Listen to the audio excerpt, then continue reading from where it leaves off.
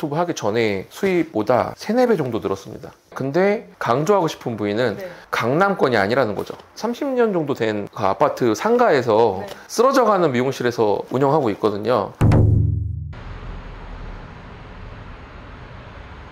간단한 자기소개 한 번만 부탁드릴게요. 안녕하세요. 저는 연봉 3억 동네 미용사를 대표하고 있는 유튜버 머리 잘하는 호거살롱 호원장입니다. 유튜브 구독자가 지금 6.6만 명 정도 되신 거죠? 정확하게 알고 계시네요? 네. 네, 맞습니다. 유튜브를 시작하신 지는 얼마나 되셨어요? 지금 3년 됐어요. 동네 미용실을 운영하시면서 유튜브로 그렇게 많은 구독자들을 얻으시고 또 다양한 활동들을 하시는데 지금 여기 호호살롱을 이 자리에서 운영하신 지는 얼마나 되신 거죠?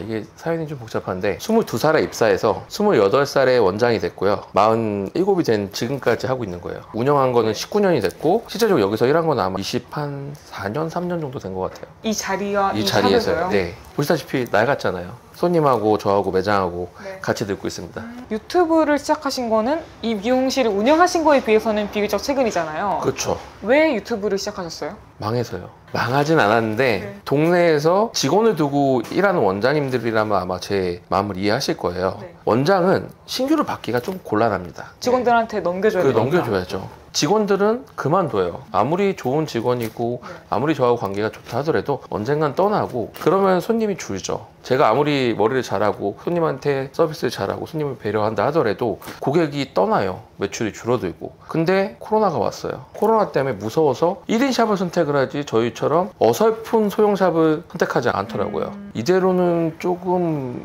힘들겠구나라는 생각을 굉장히 많이 하고 있는데 와이프가 적극적으로 저한테 유튜브를 하라고 권했습니다. 그래서 할까 말까 고민을 굉장히 많이 하는데 유튜브를 하거나 인스타그램을 하거나 이런 식으로 이렇게 나와서 인터뷰를 하려면 저를 노출해야 되고 근데 저는 사실 이미 늙었고 전성기를 벗어났다고 생각했거든요. 나의 젊었을 때 그 화려했던 모습들을 기억하는 분들한테 내가 이렇게 늙고 초라하게 동네에서 썩어가는 걸 보여주고 싶지 않았어요. 그래서 최대한 미루고 있었는데 와이프가 마지막으로 한 말이 저를 움직였습니다. 코로나 때 되게 이렇게 힘들어하는 게 보였나 봐요. 집에 가면 괜찮아? 물어봤는데 괜찮다고 얘기는 했지만 괜찮지는 않았거든요. 네. 어느 날 저한테 이런 얘기를 하더라고요. 남편 5년 뒤에도 괜찮아?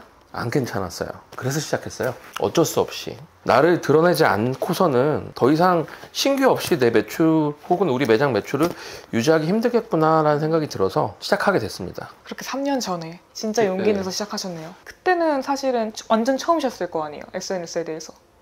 그쵸. 어려웠어요. 처음에 관련된 유튜버들 영상 다 보고요. 하루에 한 30분에서 1시간 정도는 무조건 공부하는 시간을 가졌어요. 잘 된 사람, 안 된 사람, 안 가리고 검색해서 나오는 책 밑단까지 다 봤어요. 이 사람은 왜 조회수가 안 나오고 왜 구독자가 적을까? 이 사람은 왜 구독자가 많고 어떤 면이 이 조회수 낮은 사람하고 다르길래 조회수가 높고 팔로워가 많을까라는 생각을 굉장히 많이 했습니다. 무조건 바로 시작하신 게 아니었어요. 네, 한 달 정도는 30분에서 1시간 틱톡, 인스타그램, 유튜브 다 봤어요. 쇼츠부터 시작해서 롱폼까지. 그때 느끼신 잘 되는 채널, 안 되는 채널, 뜨는 조회수, 망하는 조회수 뭐였어요? 제일 간단한 거는 안 되는 분들은 자기 하고 싶은 얘기를 하고 있고요. 잘 되는 분들은 듣고 싶은 얘기를 해줘요.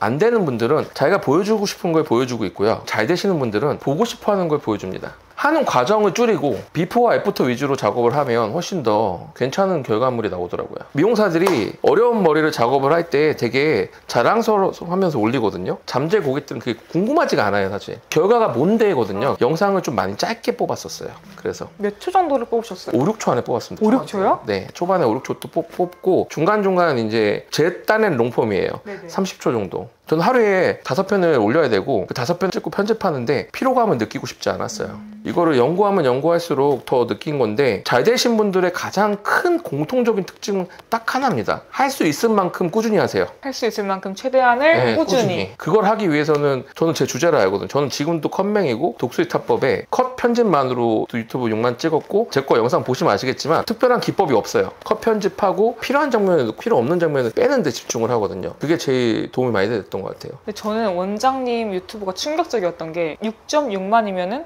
다들 롱폼 영상으로 솔직히 갔을 거다. 그쵸. 긴 영상 10분, 20분 없어요. 하나도 없고 다 하나도 숏폼. 없어요. 풀폼이에요. 롱폼 2개 있는데 그것도 그냥 구독자들이 하도 보브컷 한 번 전체 다 잘라놓고 한 번만 보여달라 그래서 조금 길게 해갖고 올려드린 거고요. 보시면 아마 이 사람 뭐 한 사람인지 싶을 정도로 그냥 계속 같은 영상들을 반복할 거예요. 그래서 저는 동네 미용사들이 매출이 줄었을 때 꼭 한번 유튜브 채널을 만들어서 적어도 6개월 정도는 그냥 한번 꾸준히 하루에 한 편이라도 쇼폼을 올려줬으면 도움이 정말 많이 될 거라 생각하거든요. 원장님이 말씀하신 최대치 꾸준함이 원장님은 1일 5개였던 거예요? 저한테는 5개가 최대였어요.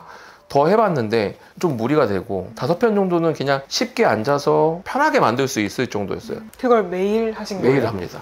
지금 영상이 5,000개더라고요. 제정신이 아닌 거죠. 사실 많은 미용사들이 유튜브를 하려고 할 때 제일 힘든 게 콘텐츠, 유튜브 교육도 하고 있는데 이 교육할 때 제일 강조하는 게 콘텐츠 걱정을 왜 하냐거든요. 우리는 미용사고 하루에 적어도 손님 3명은 받을 거 아니냐고. 그럼 그 3명 비포 애프터만 찍어서 그거 합쳐갖고 컷 편집하면 쇼폼이 나오는데 그걸 왜 안 하냐. 이렇게 하면은 원장님들이 좋아하는 돈 내고 광고하는 것보다 훨씬 더 큰 효과가 있을 텐데 거기다 그냥 전화번호 하나만 같이 넣어갖고 이렇게 영상에 올리면 그게 다 노출이 되고 1000뷰만 나와도 1000명의 잠재 고객들한테 우리 매장이 여기 있다고 알리는 건데 안 할 이유가 전혀 없잖아요. 일단 영상을 뭐 비포 애프터를 찍었어요. 뒷모습만 찍어도 충분히 되나요? 충분히 되죠. 그 다음에 붙여요, 이 영상 2개를 그냥? 그냥 이렇게 붙여요. 근데 이 붙일 때 팁도 노래가 박자가 바뀌는 그 타이밍이 있거든요. 그 타이밍에 찔러서 넣어주면 너무 좋죠. 그 다음에 자막 하나 달아줘야 될 거 아니에요? 자막 달아주죠. 자막은 저희 매장에 전화번호만 찍어서 올려요. 근데 초창기 때는 사람들한테 막 이렇게 내가 뭘 하는지 알려주고 싶었어요. 그래서 이렇게 잘라야 볼륨이 살린다. 망한 머리도 살려드립니다. 이런 식으로 이렇게 작게 이렇게 글씨 넣고 위에다 큰 글씨로 전화번호 넣고 그런 식으로 이렇게 했었죠. 되게 유명한 외국의 1, 2, 3위 하는 그 유튜버들이 공통적으로 하는 얘기는 시청자들의 궁금증을 오래 끌면 지금 시대의 시청자들은 그걸 궁금해하지 않는다. 결과를 그냥 쿨하게 3초 안에 보여줘라라고 얘기를 합니다. 그럼 사실 저는 영상에 1000뷰가 나와도 1000뷰가 필요가 없어요. 10명만 보면 돼요. 올 사람. 비포 영상을 처음에 썸네일로 보여주는 이유는 내 머리랑 비슷한데 나도 그러면 되지 않을까, 그런 기대감을 보여줄 수 있거든요. 비포를 썸네일로 찍는 게 사람들이 더 궁금해하니까.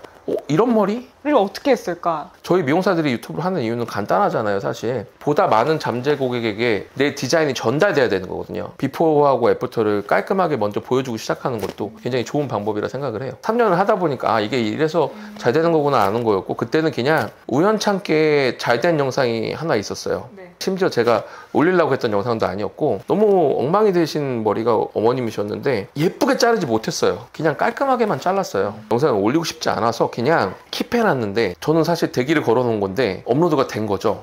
그래서 올라간 거 모르고 한 이틀 지났는데 전화가 갑자기 오기 시작하는 거예요. 그때가 혹시 처음 문의 전화였나요? 네. 2개월 만에 영상이 60만 뷰가 터졌어요. 영상 한 편 한 편을 다 소중하게 여기게 됐죠. 왜냐면 나한테는 100% 만족이 아니지만 그 누군가한테는 100% 만족이 되는 거죠. 이건 뭐 미용사든 아니든 상관없이 그냥 유튜브를 하고 싶은 사람한테 꼭 전달해주고 싶은 얘기는 본인 마음에 100% 드는 영상보다 나 배드한데 이게 되겠어?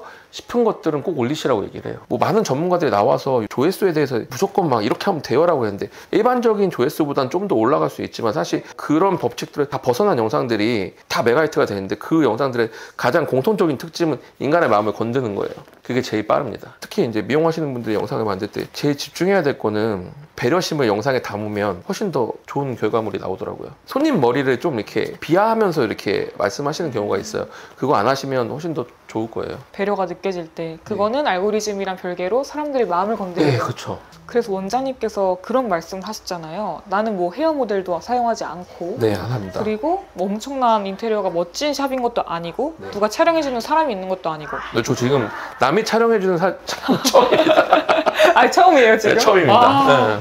근데 사람들이 그 마음을 만지신 거에서 영상들이 그럼 나왔다고 볼 수 있겠네요.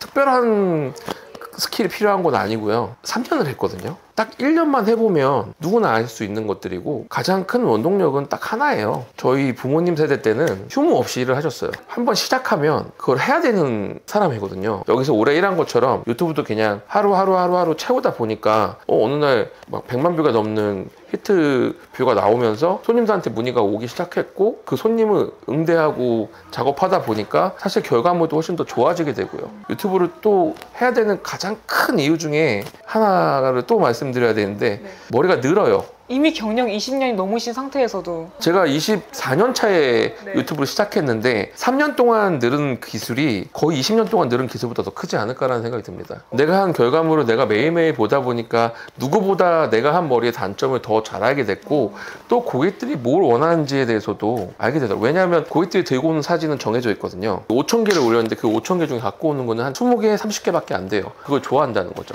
그 디자인을 뽑기 위해서 계속 신경 쓰게 되고 연습하게 되고 생각하게 되고 꼭 영상을 찍고 유튜버가 되란 얘기는 아니지만 그래도 하루에 한 편씩 그냥 본인 일기처럼 업로드 하시다 보면 더 좋은 결과물이 나오지 않을까 그런 얘기를 조심스럽게 조언하고 싶어요. 그러면서 좀 삶이 어떻게 달라지셨어요? 그 3년이라는 시간이 흐르면서. 시간이 흐르면서 일단은 연봉이 늘었죠. 유튜브 하기 전에 수입보다 3, 4배 정도 늘었습니다. 더 충격적인 건 유튜브 하기 전에도 연봉은 1억이었어요. 그때도 이미 고정 고객이 충분히 있으신 그렇죠. 상태였나요? 네, 근데 강조하고 싶은 부위는 네. 강남권이 아니라는 거죠. 쓰러져가는 미용실에서 운영하고 있거든요. 30년 정도 된 그 아파트 상가에서 네. 저희 지금 화장실도 밖에 있어요. 매출을 그만큼 뽑아주고 또 고정 고객도 그만큼 확보가 네. 된 상태고 그걸 또 바탕으로 또 다른 이제 사업으로도 확장을 하고 있고 교육도 하고 있고 그리고 단톡방도 운영하고 있고 제가 하고 싶었던 것들을 유튜브로 인해서 다 할 수 있었던 것 같아요. 그걸 하지 않았으면 아마 지금도 이달 월세 그리고 생활비, 직원 월급 걱정하고 있었겠죠. 아직도 고민하고 계실 동네 미용실 원장님들에게 한마디 해주신다면? 5년 후에도 괜찮으면 그리고 고정 고객이 그만큼 확보가 돼 있으면 안 하셔도 괜찮아요. 그렇지 않고 고정 고객이 확보가 되지 않은 상태의 1인샵이라든가 혹은 동네 미용실인데 본인이 특별히 마케팅에 재주가 있거나 혹은 정말 타고난 매력이 있지 않는 이상 저처럼 평범하다면 꼭 유튜브를 해서 나만의 디자인을 좀 알려줬으면 좋겠습니다. 교육생들 중에 제일 많이 하는 얘기가 제가 하는 디자인은 특별하지 않아요. 저는 원장님처럼 손기술이 뛰어나지 않습니다. 디자인 기술의 영역은 취향의 영역이거든요. 내 기준에서 머리가 못하는 디자이너의 손님이 이 디자이너가 쉴 때 내가 가서 휴가를 가게 돼서 오늘은 제가 잘라드려야 될 것 같아요. 괜찮을까요? 단번에 싫어요라고 얘기합니다. 진짜 내 취향이 있는 거예요. 그렇죠. 취향이 있는 거예요. 아, 네, 저는 너무 특별하지 않고요. 평범한데 그 평범한 머리를 하는 디자이너도 있어야죠. 왜 지금 인스타에 유행하는 머리도 보면 남자들 머리는 다 네모나고 네. 여자들 머리는 약간 이렇게 뒷머리가 에어레처럼 이렇게 나와야 되고 밑에 이렇게 네네네. 꽂혀 이렇게 네네네. 빠져야 되거든요. 근데 실질적으로 친구들을 만나거나 가족 모임에 갔을 때 그런 머리를 하고 오는 사람은 드물어요. 지금 PD님도 일반적인 머리를 하고 계시잖아요. 네. 그렇죠. 일반 생머리 머리 묶고 네, 여기 좀 생머리, 나오고. 맞아요, 그렇죠. 맞아요. 근데 왜 유튜브하고 인스타는 꼭 특별한 머리만 해야 되나요? 평범하고 예쁜 머리도 충분히 컨텐츠가 될 수 있고 그걸 좋아해서 오는 사람이 있을 수 있다고 저는 생각합니다. 평범하니까 특별한 거네요. 그렇죠. 특별함 속에 평범함이 얼마나 큰 의미가 있는지 알았으면 좋겠어요. 원장님 이야기 정말 너무 좋았고 원장님 말씀하신 것처럼 평범하니까 그게 우리의 특별한 무기인 거고 그거를 펼칠 수 있는 게 유튜브 슈트로 시작할 수 있다는 게 너무 와닿았던 시간이었습니다. 대신 꾸준하게. 꾸준하게 네, 그게 제일 네, 중요합니다. 최대한을 꾸준하게 할 수 있게끔